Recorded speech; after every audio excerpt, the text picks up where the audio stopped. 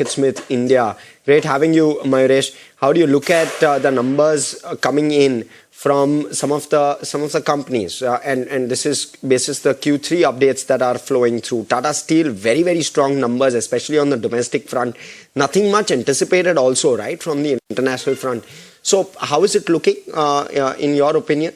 We've seen a decent rally in the stock price as well. More legs to this one. Morning, Harsh. Morning. No, I think decent set of numbers by Tata Steel. And again, I think what might aid them going forward is the safeguard duties that the government has recently imposed. What it does is, whether it's HRC, CRC, coated steel, a large part of manufacturers will come into the ambit. And therefore, I think where the pricing was coming under the pump, the realizations should start getting a little stronger. You've heard a few players already who have taken a few hikes as we speak, with input costs still staying relatively benign. And with the safeguard duties in place, the expectations of utilization levels picking up for the sector as a whole, at least on the domestic operations, with integration happening, and a large part of that integration when it comes to captive mines, captive power, starting to play out in terms of absolute numbers and reported numbers, both on an EBITDA and an EBITDA per ton basis. I think the sector looks poised for a reasonable amount of growth going forward. So yeah, decent set of numbers for the sector. We remain a little bit more sanguine in terms of the ferrous stocks as we speak. Okay, so that's on Tata Steel. Mayuresh, talk to us about some more stocks that are going to be in focus today on the back of some updates coming in, some numbers coming in this morning. Angel One is another stock that we've been talking about. The monthly update or the quarterly update that the stock gives, the company gives, is out, and there has yet again been a fall in the number of client acquisitions, and volumes have also declined on a month-on-month basis. What is your take on Angel One and some of these exchange-related stocks? Very good morning. No, I think as a sector or as a theme, I think it should do well structurally over the next few years, purely based on the fact that underpenetrated industry, the number of accounts will keep on going higher. And it's an all-round process, whether it's platform players, whether it's the demat players, whether it's the asset managers who probably will be also getting in a huge chunk as far as managing money is concerned for wealthy families and wealthy individuals as well. And therefore, as a theme, it should continue doing well. For Angel One, I think the whole thesis in terms of a large part of their client pool actually having a larger turnover in terms of the derivatives market and the positions that the exchanges have now put forth in terms of the expiries, I think definitely plays out on volumes. They are trying to probably get back on track in terms of more cash delivery based trading, the expectations in terms of opening up of their wealth management arms as well. But again, I think that is going to take some element of time before benefits start kicking in. So incrementally, I think what has probably happened in terms of regulatory changes is obviously going to play out on Angel One. But again, within the space, platform players, we continue holding MCX in our global portfolios as we speak. We do like asset managers, so HDFC Life, Nippon.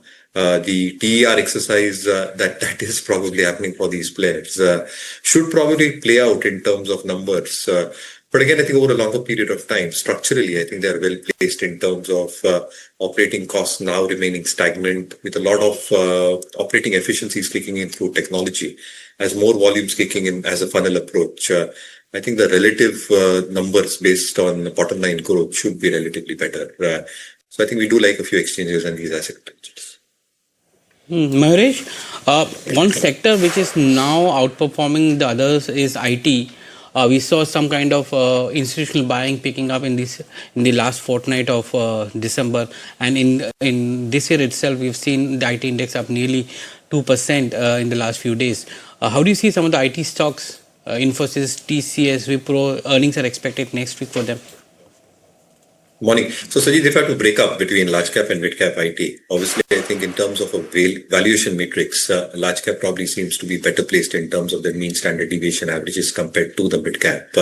However, I think the kind of deviations that we are looking at in terms of accelerated investments required in terms of creating more AI agnostic tools over the next few quarters and years, I think that should start playing out, upskilling of their key employees to ensure that utilization levels stay intact. And again, I think the pricing related to clients spread across different sectors, whether it's retail, hospitality, BFSI.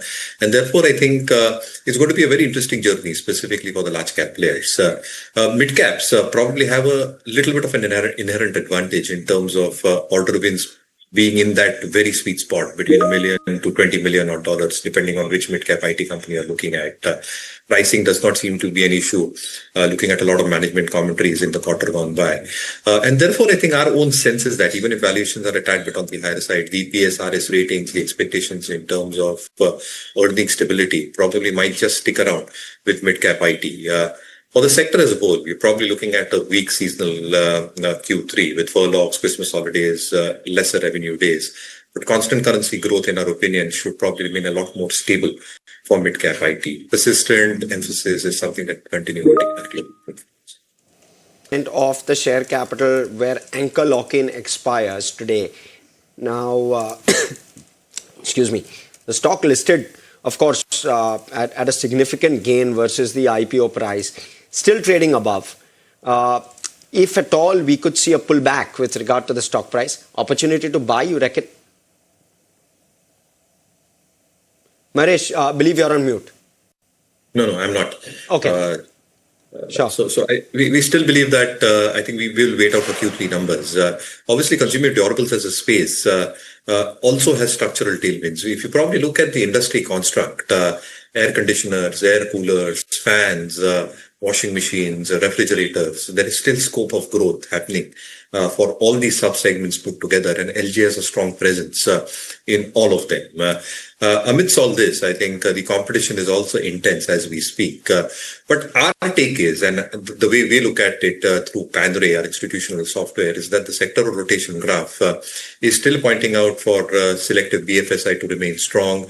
You're probably looking at green shoots that are probably happening in consumer discretionary as we speak.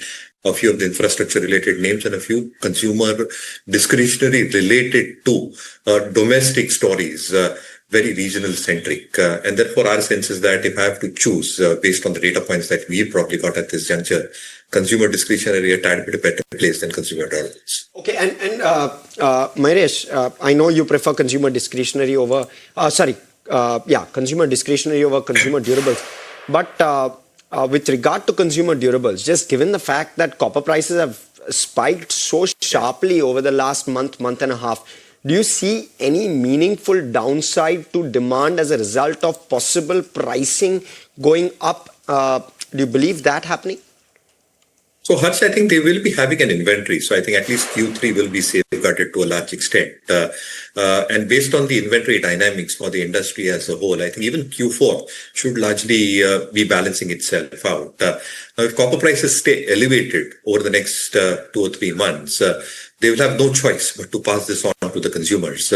But again, at that point of time, I think it should be a marginal pass-through that probably happens with copper price increases. And how much of an impact that have in terms of demand sentiments and dynamics is something to be watched out for. But largely, I think Q3, Q4, with copper prices increases, the inventory probably is well safeguarded as we speak.